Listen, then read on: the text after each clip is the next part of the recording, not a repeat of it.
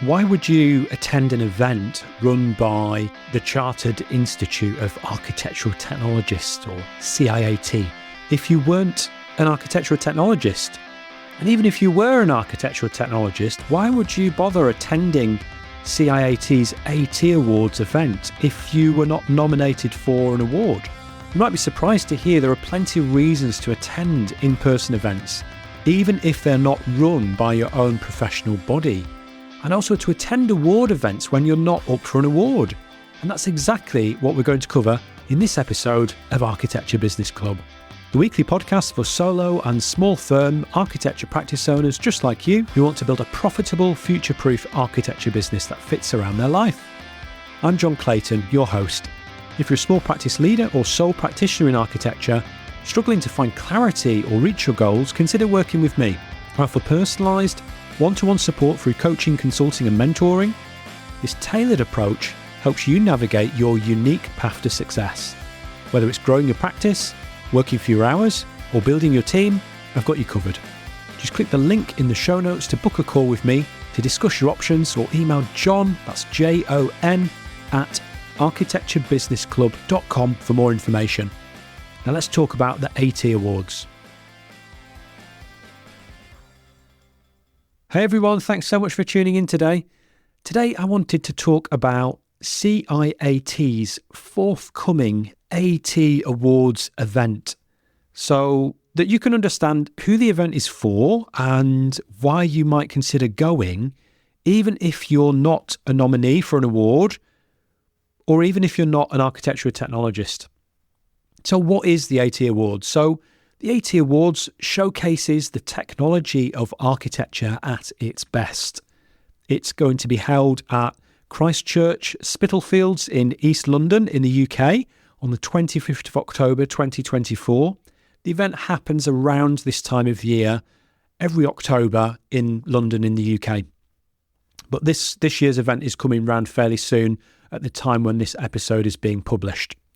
The event recognises the exceptional contribution that architectural technology practices and professionals make to the built environment, as well as outstanding achievements from students studying the discipline.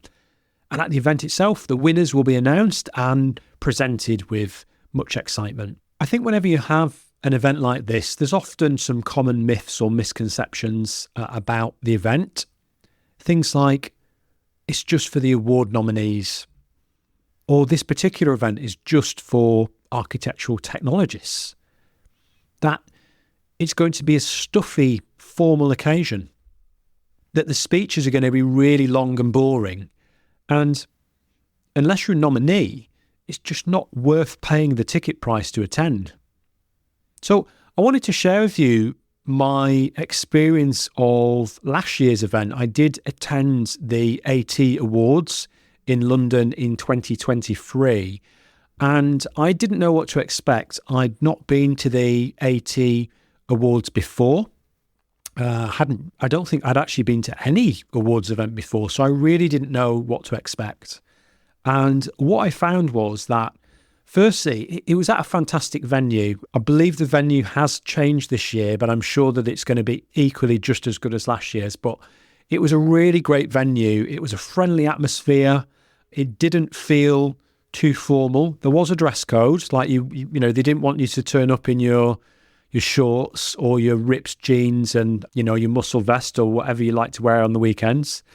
So it was kind of the smart, formal dress code, you know, sort of smart trousers and a collared shirt, that sort of thing. But it wasn't a stuffy, formal event. It was really friendly. There was a great atmosphere. I recall there was a free bar for at least part of the time. I went up to go and buy a drink and it's, oh, no, it's free bar. Just help yourself. There was food. There was nibbles that was going around. This little things like that. It's important, isn't it? If you're going to an event like this, you have all those thoughts thinking like, oh, do I need to go out and eat, or do I need to factor in, you know, expenses for that? Like, there was nibbles there as well.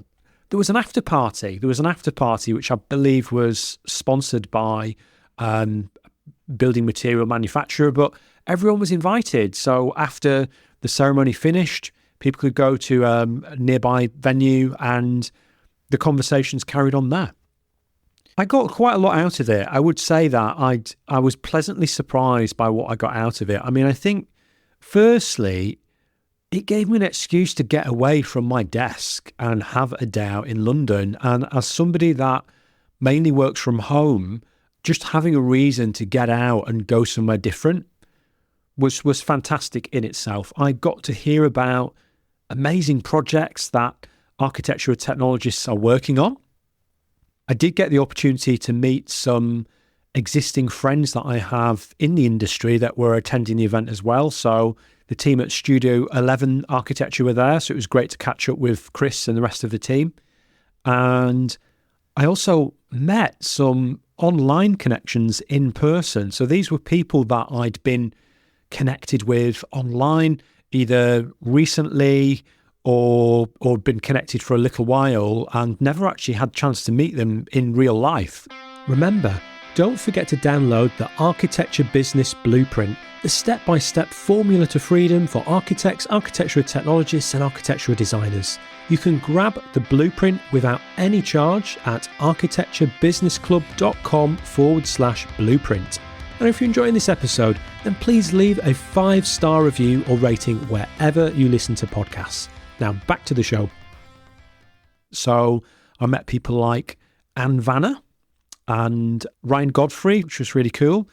And I got this chance to meet some of the staff from CIAT. So I am a member of the Institute, and occasionally you'll get emails from team members, or you might need to phone them up to talk to them about something or other. So it's really nice to get to meet a couple of people from CIAT as well, people like Adam Endercote and Donna Chappelle. So it was nice to meet those people. I also made valuable new connections that I just didn't expect that led to some really great opportunities. And I think this is the magic of attending in-person events.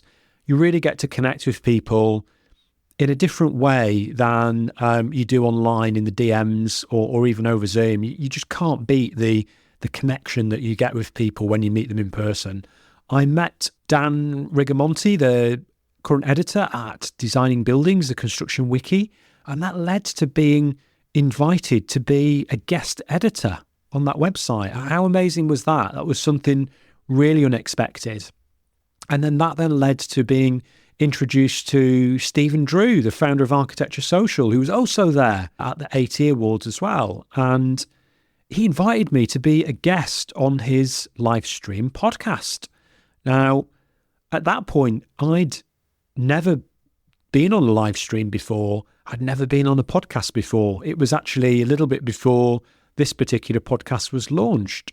So that was a really exciting opportunity that wouldn't have come around had I not gone to that event.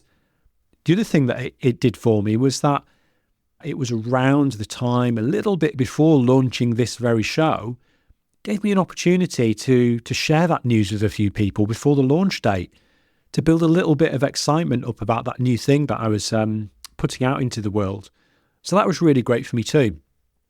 I'm particularly excited about this year's event though, and without being too self-indulgent, I just wanted to share that, if you didn't know already, that I actually am one of the nominees this year.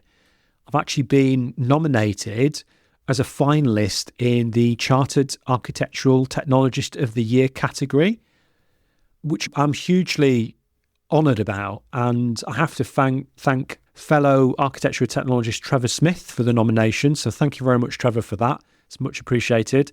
But the basis for the nomination is for the work that I've been doing on this very podcast. So I'm hugely proud of that in itself. And whether or not I win or not, it doesn't really matter. It's just going to raise the level of excitement on the day for me. So I'm thoroughly looking forward to it. And I wish all the other nominees the best of luck. So if you're sitting on the fence about going to an event like the AT Awards, then, or the AT Awards itself, and you haven't been to something like this before, and maybe it feels a little bit outside of your comfort zone, and you're sort of wondering, well, if I'm not a nominee, like, why would I bother? Like, I was not a nominee last year, and it was outside of my comfort zone a year ago. but I went anyway. And I was so glad that I did. I got a great opportunity to meet like-minded people that are all the same industry that I've been working in for many, many years. And it was a real pleasure to just spend some time with them. And it was just a really fun social event, friendly. It wasn't too formal. It was really relaxed. It wasn't stuffy.